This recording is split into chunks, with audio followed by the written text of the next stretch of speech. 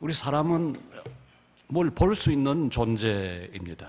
우리 눈앞에 주어진 것을 보기도 하고 또 생각도 하고 어떤 관점을 갖습니다. 우리가 집에서 키우는 강아지나 고양이는 볼 수 있다 하더라도 어떤 관점을 가질 수가 없습니다. 예컨대 뭐 민주주의가 좋으냐 아니면 무슨 군주제가 좋으냐 아니면 귀족제가 좋으냐 이런 어떤 정치 형태에 관해서 어떤 관점을 가질 수도 없고 또한 뭐 자본주의나 사회주의나 그런 경제 체제에 관한 관점을 고양이나 강아지가 가질 수가 없습니다. 그러나 우리 사람들은 그런 관점을 가지죠. 우리 말에 뭐 한자 용어긴 하지만은 세 가지 다르게 표현하는 말이 있습니다.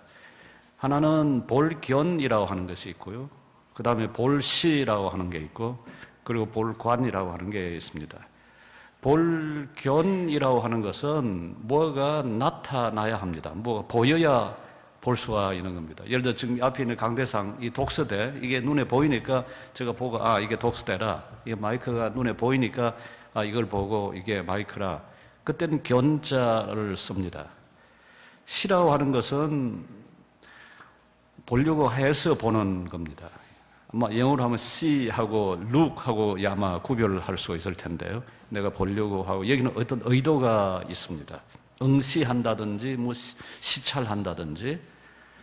근데 관이라고 하는 것은 반드시 눈에 보이는 것이 아니라 할지라도 어떤 사물과 사건과 사태를 생각하는 어떤 관점을 제공해 주는 겁니다. 인생관, 세계관 이와 같은 것들이죠. 우리가 이 세상을 살아가면서 어떤 일어나는 사건이나 어떤 현상이나 이런 것들을 설명하고 또 필요할 경우는 예측하는 데 사용하는 것이 이런 어떤 관점이라고 하는 것들입니다. 특별히 그 가운데 세계관, 인생관이죠. 제가 아는 선교사님 가운데 그분은 이제 선교 신학을 구축하는데 굉장한 영향을 미쳤고 어느 날 미국에서 한창 논의되고 있는 미셔널 처치, 미셔널 교회 선구자가 된 분인데요. 레슬리 뉴비긴이라는 분이 있습니다. 저는 그분 1985년 제네바 샤토 드 보스에 있는 에큐메니컬 인스티튜트에서 처음 이제 뵙고 며칠간 이야기를 나눴고 그 뒤 지난 한 30년 동안 저한테 상당히 영향을 깊이 준 분인데요. 그분이 1930년대 처음 이제 인도 선교사를 갔을 때 사고가 났습니다. 근데 그 책의 이야기가 이제 제가 1985년 스위스에서 논의했던 The Other Side of 1984라는 책입니다. 1984년에 저편 아주 조그만 책인데요. WCC 퍼블리싱 컴퍼니에서 나온 책입니다. 근데 거기서 하고 있는 이야기를 보면 1930년대 선교사를 갔을 때 교통사고를 이제 당했습니다. 그래서 선교 사역도 시작도 못하고 한 6개월 동안 병원에서 누워 이제 고생을 했습니다. 근데 그 병원에 있으면서 이제 하나 배운 게 뭐냐 하면 동일한 사건에 대해서 한 가지로 보는 것이 아니라 여러 관점을 본다는 사실이었습니다. 자기가 사고가 난 것은 이 브레이크가 파열돼 가지고 미끄러지다가 이제 타이어가 찢어지고 그러면서 이제 사고가 나더랬습니다. 그런데 그 사고에 대해서 이제 어떤 분은 그렇게 설명하더라는 겁니다. 그건 당신의 카르마 때문에 그렇다. 당신의 카르마, 우리 말로는 그걸 업이라고 그러죠. 업보. 전생에 어떤 지은 잘못된 죄 때문에 이렇게 사고가 난 거다. 그러니까 그게 이제 어떤 과학적으로 설명할 수 있는 그런 것과는 달리 전생에 지은 죄가 있어서 그게 결국 이런 사고를 당하게 만들었다. 또 그 가운데 이제 병문안 온 크리스천들은 그게 하나님의 뜻 때문에 그렇다. 하나님께서는 섭리하시는 분이니까 지금 한 6개월 동안 여기서 이렇게 병원에 고생하면서라도 그러나 인도를 조금이라도 알고 음식도 익히고 그런 훈련의 과정을 거치는 거다. 그런데 자기 생각에는 그게 무슨 하나님의 뜻, 기독교 선교사니까 그걸 부인할 수는 없겠지만은 그러나 자기 생각으로는 사고가 난 게 거기 이제 브레이크가 파열돼 가지고 타이어가 찢어지고 그렇게 과학적으로 얼마나 설명할 수 있는 사건인데 이제 그런 방식으로 한쪽에는 힌두교적으로 카르마 때문이다. 또 한쪽은 기독교적인 방식으로 하나님의 뜻이다. 그렇게 설명하는 걸 경험하면서 한 사건, 한 사고, 하나의 일을 이렇게 여러 가지 다른 관점에서 볼 수 있다는 걸 이렇게 경험을 했습니다. 이 관점이 다름이 아니라 일종의 세계관입니다. 그러니까 이 세계관이라는 것은 예를 들어서 내가 지금 눈으로, 이 맨눈으로 뭘 본다, 뭘 견한다든지 아니면 뭘 시한다든지 하는 것이 아니라 우리에게 주어진 사건이나 사고를 이렇게 볼 수 있게 하는 일종의 프레임과 같은, 프레임워크 같은 이제 그런 거라 이렇게 이야기를 할 수가 있습니다. 우리가 살아가면서 이런 관점이 없을 수가 없습니다. 여러분들 어떠한 관점, 어떠한 인생관을 갖습니까? 우리가 인생관이라 그러면 크게 아마 세 가지를 먼저 이야기를 할 수가 있을 것 같은데요. 하나는 그냥 쉽게 생각할 수 있는 게 가령 자기중심적이냐 아니면 타자중심적이냐, 즉 이기적인 삶을 살아가는 거냐 아니면 이타적 삶을 사느냐, 내 삶, 내 가정 이걸 가장 소중하게 생각하느냐 아니면 남도 돌아보는 그런 삶을 살아가느냐, 그렇게 한번 물어볼 수가 있을 겁니다. 한국의 작가 가운데 박완서라고 하는 작가 여러분 잘 아실 겁니다. 박완서 씨가 쓴 그 소설 가운데 자전적 이야기가 나오는 한 말씀만 하소서라고 하는 소설이 있습니다. 자기 아들 25살짜리 서울대 의과대학 다니고 그리고 이제 레지던트를 하고 있던 아들이었는데요. 교통사고가 아니라 그 아주 좀 잘 설명하기 힘든 그런 사고로 이제 죽게 됐습니다. 그래서 이제 하나님에게 말하자면 일종의 반항하는, 도대체 하나님이 왜 이런 일을 일어나게 했습니까? 라고 이제 반항하면서 그 고통을 겪어가는 그 과정을 쓰고 있는 소설인데요. 박완서 씨가 마지막에서 그런 이야기를 합니다. 부산인 분도수녀원에서 이제 어느 날 점심 때 카레라이스를 한 끗 먹고 변기 앞에 앉아서 완전히 다 토하는 일이 있었습니다. 그 카레라이스를 갑자기 먹은 것도 제가 이야기하려면 좀 길어지긴 할 텐데요. 짧게만 좀 줄여서 하자면 이제 그 분도수녀에 자고 있는데 옆방에 좀 나이 든 그 남자와 여자가 와서 자고 있었습니다. 그분들은 수녀를 딸로 둔 이제 부모님들이었는데 그 딸이 이제 수녀원 들어온 지 한 1년밖에 안 되었을 때 병이 들었습니다. 그러니까 수녀원에서 그냥 데리고 좀 나가시라 이렇게 된 거예요. 그러니까 하나님에게 딸을 바쳤다고 생각한 부모들로서는 너무나 섭섭했습니다. 그래서 그날 저녁에 잠도 못 자고 그 부모들이 이야기를 하고 있었는데요. 그 이야기를 이제 박완서 씨가 옆방에서 다 들었습니다. 수녀원이 그렇게 방음도 안 되고 옆소리 다 들리는지 모르겠습니다만은. 그러자 새벽 아침 한 기도 시간도 되기 전에 한 4시쯤 와서 무슨 소리를 듣습니다. 와서 똑똑똑똑 문을 두드려요. 그래서 그 부인을 이제 방으로 맞아들이질 않고 복도에 앉아서 그냥 이야기만 듣습니다. 뭐 이런저런 이야기를 쭉 했습니다. 그래서 이제 박완서 씨가 그 부인 보고 저는 아들이 죽었습니다. 그러니까 갑자기 그 수녀를 딸로 둔 어머니 얼굴에서 화색이 도는 걸 보았습니다. 화색이 도는 걸. 그래서 이제 박완서 씨가 하나님께 또 달라듭니다. 하나님, 도무지 저 여자의 고통을 아우르기 위해서, 그저 고통을 주님께서 치료하기 위해서 약으로 쓰려고 내한테 이런 고통을 주셨습니까? 하고 막 악다운이를 이제 하죠. 한 달 동안 밥을 못 먹다가 그날 워낙 화가 나가지고 나온 그날 점심 식사로 나온 카레라이스를 막 퍼먹었습니다. 퍼먹었습니다. 그랬더니 어떻게 됐습니까? 뱃속에 그냥 탈이 나죠. 뭐 완전히 전쟁이 났습니다. 그래서 이제 변기를 붙잡고 앉아서 이제 다 토해내죠. 완전히 다 토해낸 다음에 그때 마치 계시와 같은 생각이 떠올랐다. 그 계시와 같은 생각이 떠올랐다는 게 뭐냐 하면 자기 자신은 지금까지 한 번도 남에 대해서 관심을 가진 적이 없었다. 타인에 대해서. 그러니까 뭐 불의 이웃 돕기니 뭐니 하는 것을 그건 위선으로 생각했다. 오직 자기는 자기의 가족, 자기의 아이들만 챙겼는데 내가 남을 위해서 조금이라도 한 일이 없구나 하는 것을 그 자리에 깨달았다는 겁니다. 제가 이 이야기를 이제 언젠가 이제 유럽에서 뭐 고통의 문제 발표하면서 했더니 이 교수들이 고개를 살래살래 흔들더라고요.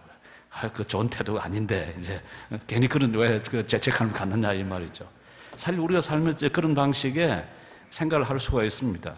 철저하게 자아중심적 세계관, 자아중심 인생관을 가질 수도 있고 타자를 중요하게 생각하면서 먼저 그들의 고통과 그들의 아픔을 헤아릴 수가 있습니다. 그게 이제 한번 인생관과는 아주 중요한 하나의 차이라고 이야기할 수 있겠는데요.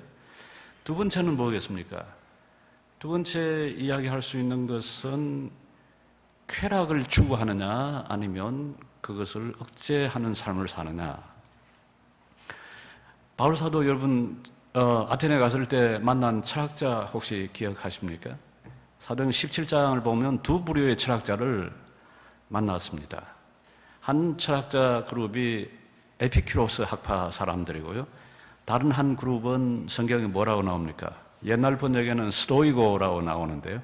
이제 새로 번역한 것은 스토아 철학자라 이렇게 나옵니다. 에피큐리안들은 그 사람은 헤도니스트였습니다. 헤도니스트란 말은 히란 말로 헤도네란 말이 플레저입니다. 쾌락. 그러니까 쾌락을 인생에서 가장 중요한 목표로 삼는 거죠. 어떤 고통이나 불쾌함이나 뭐 불편함이나 이런 것들은 철저하게 부정하고 오직 나에게 쾌락을 주는 것, 그것을 중요한 가치로 생각하고 살아가는 태도가 그게 헤도니스트, 즉 에피큐리아니즘, 에피큐리어스의 그 철학입니다. 또 반대 학파는 바울이 만났던 사람들은 스토아 철학자입니다. 스토아라고 하는 이름은 거기 아테네 가면 거기 올드 아고라라고 있는데요. 이제 옛날 아고라죠. 그 옆에 이제 그 스토아라고 하는 그 높은 그 기둥이 있는 건물이 이제 서 있습니다. 거기서 이제 온 말입니다. 기둥이라는 뜻이죠. 그 사람들은 정치에 참여하는 사람들인데 대신 쾌락을 추구하기보다는 아스케시스, 히란 말로 아스케시스라는 말이 영어로 디스플린이라는 말입니다. 어떤 훈련 또는 절제 이런 뜻인데요. 어떤 욕망을 그대로 충족시키기보다는 오히려 절제하고 자기 자신을 단련시키고 훈련시키는 그것을 중요하게 생각한 이제 철학자들이었죠. 이 두 가지가 나누어집니다. 어떤 것을 여러분들은 여러분 자신의 인생관으로 생각하십니까? 나는 항상 쾌락이 좋아. 고통받는 거 그건 전혀 내 인생하고는 멀어. 그렇게 생각하십니까? 아니면 내가 쾌락을 누리고 좀 즐거움을 좀 누리고 싶지만은 그러나 그걸 약간 절제하는 것을 더 중요하게 생각하십니까? 세 번째, 아마 우리 인생관으로 이야기한다면 낙관주의와 비관주의를 이야기할 수가 있을 겁니다. 낙관주의 영어로 뭐라고 그럽니까?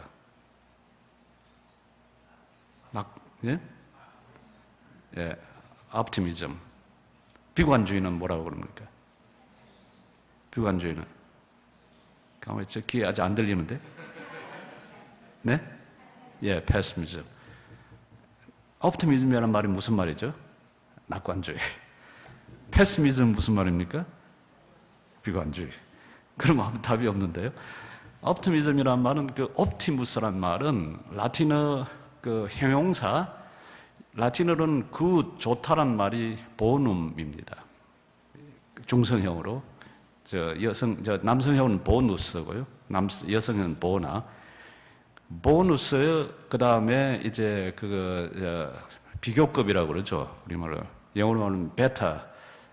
그게 이제 라틴 말로 멜리오로입니다. 옵티무스는 말은 영어로 하면 the best. 이렇게 the best 주의죠.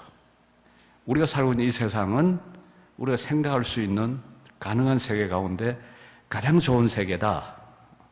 문두스 옵티무스, the best world라고 부르는 그게 옵티미즘입니다. 근데 그거 반대로 페시미즘이란 말은 the worst world, 그러니까 모든 가능한 세계 중에 가장 나쁜 세계, 생각할 수 있는 세계에서 가장 나쁜 세계, 그걸 페시미즘이라고 부릅니다. 철학자로 치면 옵티미즘의 대표자는 라이프니츠라는 철학자고요. 페시미즘의 대표적인 철학자는 쇼펜하우어입니다. 쇼펜하우어 그런 말을 하죠. 단테가 신곡을 쓸 때 사실상 천국을 그리기가 가장 어려웠다. 왜냐하면 그건 한 번도 경험 못 해본 거니까. 그런데 지옥을 그리기는 너무나 쉬웠다. 왜냐하면 이 세상이 지옥이니까. 그런 방식으로 이제 이야기한 아주 패시미스트의 전형적인 거죠. 되게 우리가 심리학을 설명할 때 이럽니다. 자, 이 컵에 이제 물이 있으면 이 컵에 여러분 안 보이죠? 이 컵을 좀 바꾸놓으라고 제가 그걸 그랬네요. 이게 이제 보이는 컵에 물이 반이 있다고 하십시다. 그럼 패시미스트는 뭐라고 그럽니까? 물이 반밖에 없네. 그런다고 그러죠. 옵티미스트는 반이나 있네.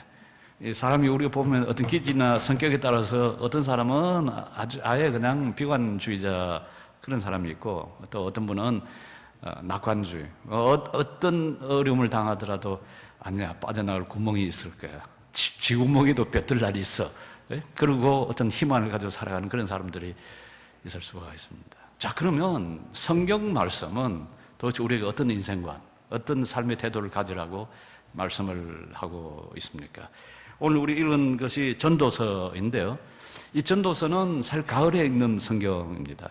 전도서가 가을에 읽는 성경이라는 것은 유대인들 절기 가운데 수콧이라고 하는 절기가 있습니다. SUKKOT. 수콧이라는 절기는 우리가 번역할 때 초막절이라고 번역이기도 하고 수장절이라기도 하고 번역을 합니다. 유대인들은 올해는 제가 찾아봤더니 이 절기를 9월 27일에 시작을 하는데요. 나무로 만들거나 아니면 카톤 박스로 만들거나 해서 만들어 놓고 그 위에다가 이제 풀을 뒤덮습니다. 풀을 덮어가지고 자기들이 이집트에서 애굽에서 나온 그리고 광야 생활 40년을 한 그걸 이제 기억을 하는 그러면서 우리의 인생살이라고 하는 것이 이렇게 덧없이 지나가는 하나님께서 우리를 보호해 주시지 않으면 도무지 살 수 없는 그런 인생이라고 하는 것을 이제 체험하는 그런 기간으로 삼는 그런 축제의 기간입니다. 그때 읽는 성경이 바로 전도서입니다. 그러고 보니까 전도서 내용은 이 수콧의 수장절 또는 초막절의 절기에 아주 적합한 말씀인데요. 이 전도서는 크게 세 부분으로 나눌 수가 있습니다. 우선 1장 1절에서 11절까지 그 전도자가 이렇게 말하기를 이야기한 일종의 서론격이고요. 그 다음에 이제 본론격은 1장 12절에서 저 12장 7절까지 나 전도자가 보기에 1인칭으로 서술된 그게 이제 그 부분이고요. 그 다음에 이제 세 번째가 12장 8절에서 다시 이제 그 전도자가라고 하는 12장 8절에서 12장 13절까지 그 일종의 결론 부분입니다. 음식 요리에 비유하면 앞에 부분이 전체 부분이라면 그 다음 주 부분 이제 메인 디쉬 부분이고요. 그리고 마지막에 이제 디저트에 해당하는 그런 말씀이라 그렇게 이제 이야기를 할 수가 있겠습니다. 자, 전도서에서 말씀하는 보고 있는 우리의 인생의 태도, 인생관이 뭘까요? 우선 한번 같이 좀 중요한 부분들을 좀 같이 좀 읽어보시면 좋겠는데요. 우선 전도서 그러니까 전도서 1장 2절 자 보십시다. 몇 가지 중요한데요. 자, 1장 2절 한번 같이 읽어보실까요? 전도자가 이르되 헛되고 헛되며 헛되고 헛되니 모든 것이 헛되도다. 자, 그러면 어디로 더 한번 다시 가볼까요? 2장 17절 한번 보십시다. 2장 17절 이러므로 내가 사는 것을 미워하였노니 이는 해 아래서 하는 일이 내게 괴로움이요 모두 다 헛되어 바람을 잡는 것이기 때문이로다. 2장 26절 하나님은 그가 기뻐하시는 자에게는 지혜와 지식과 희락을 주시나 죄인에게는 노구를 주시고 그가 모아 쌓게 하사 하나님을 기뻐하는 자에게 그가 주게 하시지만 이것도 헛되어 바람을 잡는 것이로다. 한번 띄워보죠. 11장 10절 저 뒤에 11장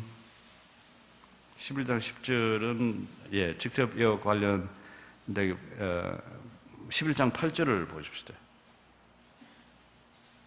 사람이 여러 해를 살면 항상 즐거워할지로다. 그러나 캄캄한 날들이 많은지 그 날들을 생각할지로 다가올 일은 다 헛되도다. 자, 12장 8절요. 12장 8절 전도 이르되 헛되고 헛되고 헛되도다. 모든 것이 헛되도다. 자, 지금 보니까 어떻습니까? 모든 헛되다. 끊임없이 헛되고 헛되고 헛되다. 헛되고 헛되도 헛되다. 바람을 잡는 것 같다. 어떠한 수고라도 그건 다 아무런 유익이 없다.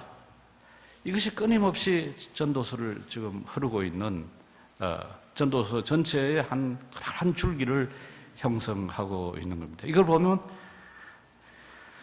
뭐 낙관주의니 뭐 쾌락주의니 뭐 이기주의니 뭐 그런 거 다 떠나서 그냥 모든 건 다 허무하구나, 아무런 결과도 없는 거구나, 이렇게 우리가 한번 생각을 해야 할 겁니다. 그런데 전도서를 보면 또 다른 줄기에 한 흐름이 있습니다. 2장 24절 한번 보십시다.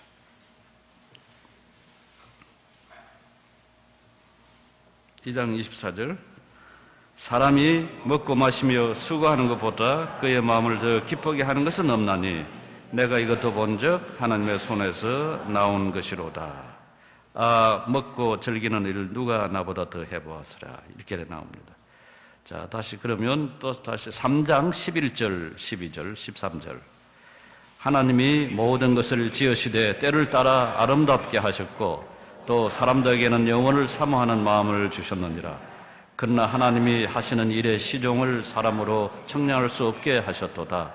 사람들이 사는 동안에 기뻐하며 선을 행하는 것보다 더 나은 것이 없는 줄 내가 알았고 사람마다 먹고 마시는 것과 수고함으로 낙을 누리는 그것이 하나님의 선물일 줄도 또한 알았도다. 자, 그렇죠? 우리가 먹고 마시는 것, 이 모든 것 하나님의 선물이라. 5장 22절 다시 보세요. 3장 22절. 그러므로 나는 사람이 자기 일에 즐거워하는 것보다 더 나은 것이 없음을 보았나니 이는 그것이 그의 몫이기 때문이라. 그에 대해 일어날 일이 무엇인지를 보게 하려고 그를 도로 데리고 올 자가 누구이라. 5장 18절 한번 보십시다. 사람이 하나님께서 그에게 주신 바 그 일평생에 먹고 마시며 해 아래서 하는 모든 수고 중에서 낙을 보는 것이 선하고 아름다움을 내가 보았나니 그것이 그의 몫이로다. 또한 19절. 또한 어떤 사람에게든지 하나님이 재물과 부요를 그에게 주사 능히 누리게 하시며 제 몫을 받아 수고함으로 즐거워하게 하신 것은 하나님의 선물이라. 9장 9절인가요? 내 헛된 평생의 모든 날, 곧 하나님이 해 아래서 네게 주신 모든 헛된 날에 내가 사랑하는 아내와 함께 즐겁게 살지어다. 그것이 내가 평생의 해 아래서 수고하고 얻은 내 몫이라. 11장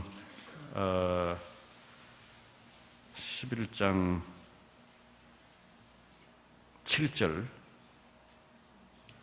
빛은 실로 아름다운 것이라 눈으로 해를 보는 것이 즐거운 일이로다. 11장 9절, 11장 9절인가요? 네, 청년이여 내 어린 때를 즐거워하며 내 청년의 날들을 마음에 기뻐하여 마음에 행한 길과 내 눈이 보는 대로 행하라. 그러나 하나님이 모든 일로 말미암아 너를 심판하실 줄 알라. 네, 어떻습니까? 다르죠? 그렇게 헛되고 헛되다고 해놓고 또 그 사이사이에 들어가 있는 걸 보면 먹고 마시고 즐거워하는 것, 이 낙을 누리는 것만 것 좋은 것이 없다. 이 모든 것이 하나님의 선물이라. 어떤 것이 전도서에서 이야기하는 인생관인지, 우리에게 어떤 것을 전도서가 권하고 있는지, 무엇이 옳은 건지, 전도서를 해석한 지난 2000년의 역사를 보면 아주 큰 두 가지 중요한 계기, 중요한 두 해석자가 있습니다. 그 한 사람이 제롬이라고 하는 분이고요. 또 다른 한 사람은 마틴 루터입니다. 제롬은 세인트 제롬이라고 부르는데요. 라틴어 이름은 히에로니무스라는 사람이죠. 히브리어와 히라버 그리고 라틴어에 아주 능한 사람입니다. 실제 예루살렘에 가서 작업을 하기도 했고요. 이분이 남긴 업적 가운데 가장 중요한 것이 신약과 구약 성경을 라틴어로 아주 정교하게 새로 번역한 것이었습니다. 그게 소위 불가타 성경, 영어로는 발게이트를 부르는 그 대중판 라틴어 성경입니다. 아직도 그 로마 가톨릭 교회에서는 이 불가타 성경을 굉장히 중요하게 생각을 합니다. 그렇게 번역한 사람인데요. 근데 이 사람을 여러 화가들이 그린 그림을 보면 아주 그냥 그 자신이 앙상에 말랐을 뿐만 아니라 그 옆에 항상 해골 바가지를 두고 있습니다. 그 제롬의, 혹시 여러분 인터넷 통해 가지고 세인트 제롬이라고 한번 쳐보십시오. 그러면 해골 바가지를 두고 있는 제롬의 모습을 볼 수가 있을 텐데요. 그래서 중요한 교훈이 메멘토 모리, 죽음을 생각하라 하는 겁니다. 항상 죽음을 생각하고 이 땅에 연연하지 말고 이 땅과는 거리를 두라 하는 거죠. 바로 그 정신을 가지고 제롬은 이 전도서를 보았습니다. 전도서를 볼 때 두 가지 이제 키워드가 있는데요. 하나가 contemptus mundi, contemptus mundi. 이 세상을 멸시하는 것. 영어로 하면 the contempt of the world입니다. 이 세상을 멸시하는 그런 그 관점으로 보고, 다른 하나가 라틴 말로 프로 니힐로라고 하는 건데요. 영어로 번역하면 for nothing입니다. 어떤 것도 아무런 결과가 없다는, 소용없다, 쓸데없다고 보는 거죠. 그래서 우리의 인생이라는 것은 하나님의 그 관점에서 보면 이것은 세상을 멸시하고 그리고 아무런 결과가 없는 것이기 때문에 이 세상이라는 것은 우리가 떠나야 할 존재다. 이 세상은 우리가 피해야 할 그런 장소라, 그렇게 보았더랬습니다. 사실 이것이 중세 천년에 전도서 해석하는 뿐만 아니라 중세 천년의 그 생활 방식과 사고 방식을 엄청나게 지배를 했습니다. 수도원으로 가는 이유가 이 세상에서 우리가 먹고 마시고 잠자고 하는 그것들은 이건 하나님과 거리가 있다 생각을 했고요. 제롬은 그래서 먹고 마시는 것에 참된 의미는 오직 성찬의 예식만 찾을 수가 있다고 생각을 했습니다. 그래서 우리가 주기도문에 그 기도 가운데 일용할 양식을 주옵소서 하는 기도문이 있지 않습니까? 부분이. 그때도 이해할 때 그 일용할 양식, 사실 일용할 양식이란 말을 쓸 때 그때 이제 일용할 빵, 아르토스 에피시우스인데요. 에피우시우스, 히랍으로. 에피우시우스란 말이 굉장히 그 특이한 말이거든요.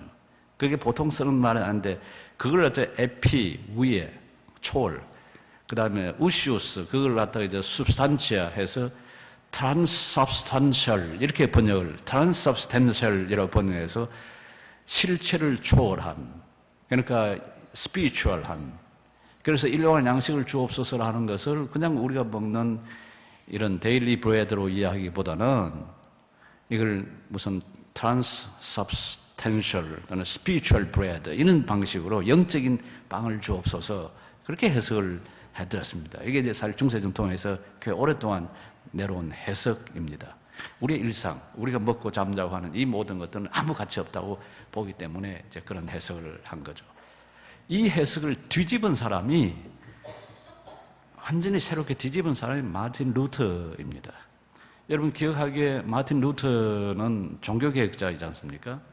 1517년 10월 31일, 그러니까 어제, 10월 31일 어제 비텐부르크 성당 교회 그 문에다가 이제 95개 조에 이제 논박할 수 있는, 토론할 수 있는 토론의 주제 95가지를 이제 대자보를 붙인 날입니다.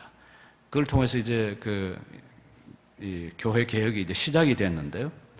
루터가 1526년에 한 그 전도서 강의라는 데서 이 전도서의 주 요지는 이 세상이 헛되다, 아무 의미 없다 하는 것이 아니라, 오히려 아까 우리 그 두 번째 부분 있지 않습니까? 먹고 마시고 즐기는 것만큼 좋은 게 없다. 이 모든 것은 하나님의 선물이다. 그 관점에서 루터는 전도서를 보기 시작했습니다. 그 무슨 말이냐 하면, 우리가 먹고 마시고 아이 낳고 일하고 하는 이 구체적이고 일상적 현실, 이것이 하나님이 지은 창조 세계고, 이 현실 가운데 우리가 일하고 쉬고 친구들 만나고 가족들과 함께 사는 것, 이건 하나님께 주신 선물이다 하는 것을 루터가 가르쳤습니다. 그러니까 말하자면 일상성의 회복이 이 종교개혁, 개혁을 통해서 주어졌다, 그렇게 말을 할 수가 있는 거죠. 이것이 칼빈에게도 전달되고 그 뒤에 퓨리탄들에게도 전달되고요. 그래서 개신교 신학의 아주 중요한 하나의 신학의 그 축을 형성하게 되었습니다. 자, 이제 한 걸음 물러서서 한번 물어보죠. 루트가 옳은가? 제롬이 옳은가? 루트 편에 서야 될까요? 제롬 편에 서야 될까요? 여러분 어느 편에 서고 싶습니까? 한번 투표를 한번 해볼까요? 어느 편에 서? 나는 즐기는 게 좋아. 그 편에 서겠습니까? 아니야, 모든 건 다 아무런 의미가 없어. 이쪽 편에 서겠습니까? 제가 어제 강의할 때도 말씀했습니다만은 어릴 때는 either or 그거 참 좋았습니다. 이것과 저 가운데 어느 하나 확실하게 딱 붙잡는 거예요. 근데 이 나이가 이렇게 들면서 다시 성경을 읽고 좀 더 생각을 하게 되고 이 세상을 보는 눈이 이제는 한 걸음 더 물러서서 아니야. 어느 한쪽이 아니라 둘 다. 욕심이 생긴 건가요? 둘 다요. 하나님의 현실은 이거냐 저거냐 극단적 어느 하나의 선택이 아니라 살상은 둘 다 취하는 것이 그게 오라 하는 걸 이제 더 느끼게 됩니다. 여러분들 어떻습니까? 여러분들 살다 보면 뚝 뜨는 이렇게 어느 한쪽이 옳은 게 아니라는 걸 판단합니다. 물론 하나님이나 세상이나 그러면 우선 하나님이죠. 우선순위는 분명히 있을 수 있죠. 그런데 그렇다고 해서 세상 이건 아무 의미가 없다고 그렇게 우리가 정말 하나님 안에서 볼 수가 있는데 우리 하나님의 관점에서 본다면 세상 다시 살려낼 수가 있잖아요. 만약 하나님이 없다면 이제 문제일 수가 있는 거죠. 자, 그러면 이 둘을 어떻게 같이 질 수가 있는가? 의미를 조금 더 따져봤으면 좋겠습니다. 헛되다는 말이 무슨 말이겠습니까? 헛되다, 헛되고 헛되다는 말이 연속해서 반복되는데요. 이게 이제 전도서 2장, 전도서 1장 2절에 보면 전도자가 이르되 헛되고 헛되며 헛되고 헛되니 모든 헛되도다. 그 히브리어 말로 하면 하발 하발림 아마르 코헬렛 하발 하발림 하콜 하벨 이렇게 적혀 있습니다. 그 다음에 이게 조금 더 간단한 형태로 여기 2장 8절에 전도자가 이르되 여기 다시 아마르 코헬렛 알마르 헛되고 헛되다 하발 하발림 하콜 하벨 이 반복이 되는데요. 도대체 헛되다는 말, 이 하벨 또는 히브리어로 헤벨, 하벨 같은 말인데요. 가인의 동생 그 아벨 다 같은 아벨 그 다 같은 뜻입니다. 이 말이 아벨이라면 무슨 말이냐 하면 연기, 수증기, 또 뭐가 있습니까? 안개. 그러니까 하벨 하발림 여기 헛되고 헛되다는 말을 방금 이야기한 걸 가지고 하면 안개 중에 안개로다. 연기 중에 연기로다. 수증기 중에 수증기로다. 그 말입니다. 연기나 안개나 수증기 이 세 개를 나눠놓고 보면 거의 공통적인 게 있죠. 보이긴 합니다. 보이죠. 안개도 보이고 연기도 보이고 수증기도 보입니다. 근데 그걸 잡으려고 하면 잡을 수 있습니까? 못 잡잖아요. 못 잡습니다. 곧 사라져 버립니다. 곧 사라져 버립니다. 그러니까 우리의 인생, 우리의 세계, 우리가 하는 모든 일들이라고 하는 것은 잡으려고 하면 뭐 잡을 게 없고 알고자 하면 뭐 제대로 알 수도 없고 그리고 그것은 영원히 남아있는 것이 아니라 잠깐 있다가 없어지는 그런 존재라고 하는 의미가 여기 하벨 하발림 헛되고 헛되다고 하는 말이 담겨 있습니다. 조금 더 어렵게 표현을 해보면요. 어렵게 존재론적으로는 뭐 이렇게 이야기하는데 경기 들린 분은 없으시죠? 존재론적으로는 아무런 substance가 없다는 말입니다. 우리의 이 세계, 우리가 하는 일들, 존재는 어떤 substance, 어떤 알맹이, 어떤 건더기, 뭐 국을 먹으면 뭐 국에 뭐 좀 소고기도 있고 뭔가 좀 떠먹을 게 있어야 될까요? 그런 떠먹을 게 없다라는 말입니다. 존재를. 두 번째 인식론적으로 그 알맹이 관점에서 볼 때 알 수가 없다. 그게 뭔지 정체를 드러낼 수가 없다. 세 번째 가치론적으로 그게 정말 가치가 있냐? 아무런 가치가 없고 아무런 우리가 거기에 매달릴 이유가 없는 그것을 헛되고 헛되다라는 말로 표현하고자 한 것이죠.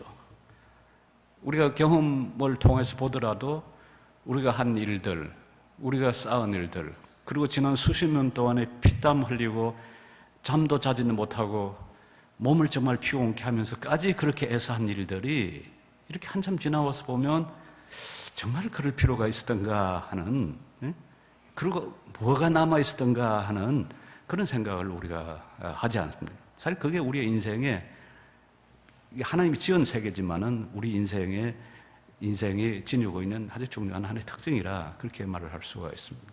그럼에도 또 다른 한편으로 보면 우리가 먹고 입고 우리가 그렇게 수고하고 땀 흘리는 것들이 그 당시에는 얼마나 이게 중요한 우리에게 기쁨을 주는 것이었습니까?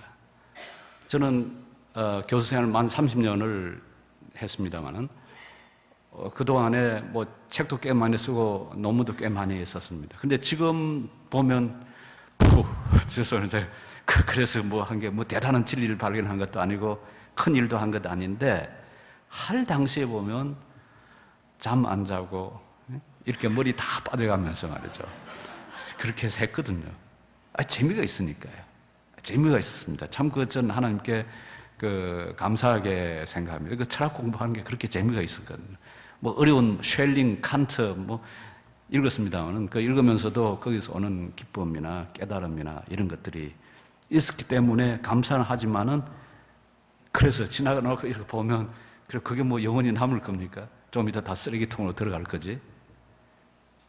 그러나 저에게 주신 탤런트나 저에게 주신 시간이나 또 옆에 아이들이나 가족들이나 학생들이나 친구들이나 우리 교회나 모든 것들이 결국 하나님께 주신 선물이라 그렇게 받을 수밖에 없습니다. 루트만도 아니고 제롬만도 아닌, 사실 루트와 제롬을 다 같이 함께 우리가 이 성경 전도서를 이해하는데 같이 받아들일 수가 있다고 봅니다. 말하자면 하나의 두 날개와 같습니다. 하나의 날개만 달린 게 아니라 두 날개예요. 우리나라에서는 지금 두 날개가 이단이냐 아니냐 지금 한참 시끄럽습니다만은, 그 두 날개 이야기는 두 날개가 뭔지 물어봐도 아는 사람이 사실상 없더라고요. 제가 신학자들한테도 물어보고 그 운동에 깊이 참여한 사람도 물어봤는데 실제 그 두 날개가 뭘 두 날개를 이야기하냐 답이 없던데요. 근데 이 두 날개가 이렇게 움직일 수 있게 하는 것은 뭡니까? 오른쪽 날개입니까? 왼쪽 날개입니까? 뭐가 두 날개를 움직이게 만들죠? 뭐가? 몸통입니다. 우리의 몸통입니다. 그럼 이 몸통에 해당하는 게 뭘까? 12장 13절 14절 보십시다. 들어가기 전에 사실 제가 전도서를 좋아하게 된 것은 50 넘어서부터 전도서를 좋아하게 됐는데요. 50 넘어서부터 전도서를 자주 읽습니다. 그 가운데 저한테 저의 삶의 요절이 된 것은 12장 12절입니다. 전 12. 전도안하고 아무 상관이 없고요. 전 12.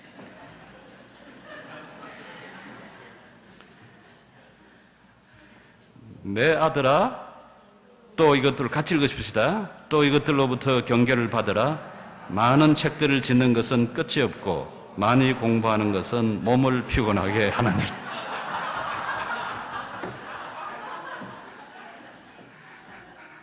얼마나 좋은 말씀이죠. 얼마나 전곡을 찌르는 건지, 저같이 평생 공부를 한 사람한테는 이렇게 삶의 진실을 보여주는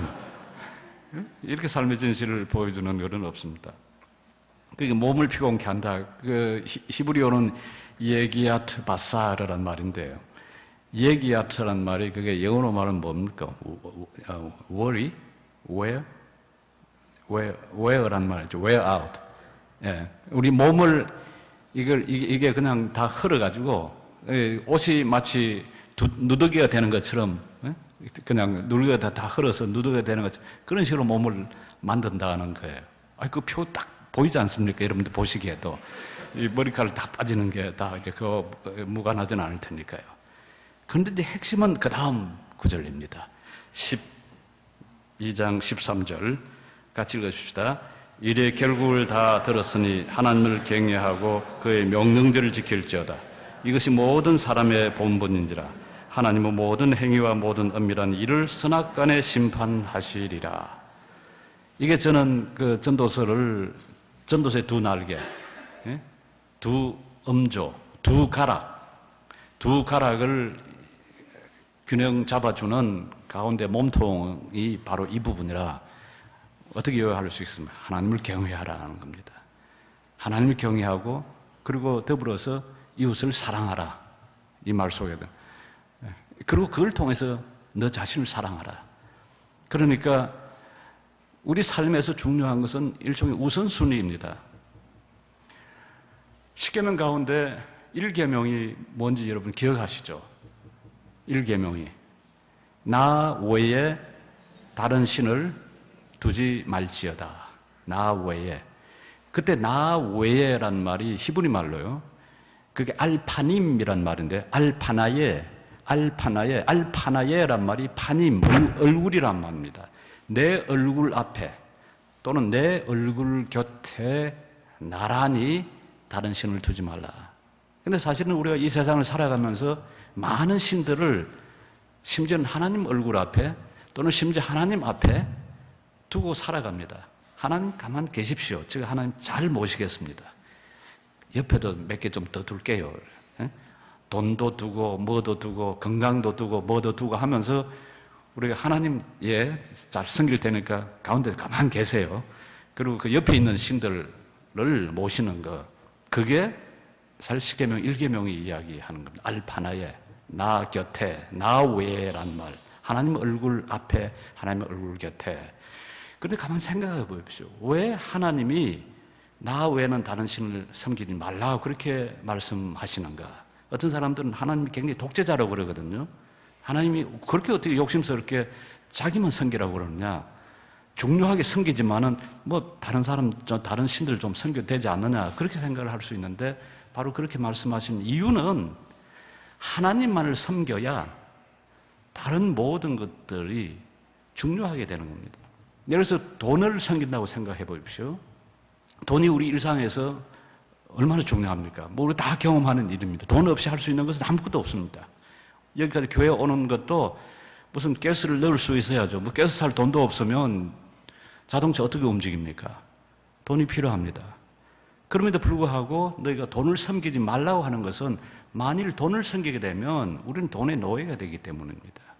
하나님을 섬기면 돈은 하나님을 섬기는 정말 좋은 수단이 될 수가 있습니다. 그런데 하나님 아닌 것을 섬기게 되면 그것이 하나님 노릇을 하기 때문에 우리는 그거에 종속돼서 살아갈 수밖에 없습니다. 그래서 오직 하나님만 섬기면 그 다른 모든 것들은 우리가 상대화해 볼 수가 있습니다. 그럴 때 비로소 그것들이 돈이나 건강이나 가족이나 친구나 심지어 교회나 이런 것들이 가지고 있는 아주 중요한 가치가 드러날 수가 있는 거죠. 자, 그래서 우리가 이 몸통을 제대로 지키고 그래서 이 두 날개를 가지고서 우리가 삶을 살아가야 되지 않을까. 그럴 때 우리의 삶은 하나님께 주신 선물이라고 하는 것을 우리가 인정하지 않을 수가 없습니다. 선물 받은 사람이 할 수 있는 태도는 뭐겠습니까? 선물 받은 사람이 하는 소리는 뭡니까? 땡큐. 우선 감사하다고 하는 거죠. 감사한 사람에게 우러나오는 건 뭐겠습니까? 찬송입니다. 하나님을 찬양할 수 있게 됩니다. 그 찬양을 통해서 그 다음에 뭐가 나옵니까? 우리 삶의 기쁨이 우리 영혼 속에, 우리의 신체, 우리의 가정 속에 기쁨이 넘쳐 흐릅니다. 이 삶을 누리시기를 바랍니다.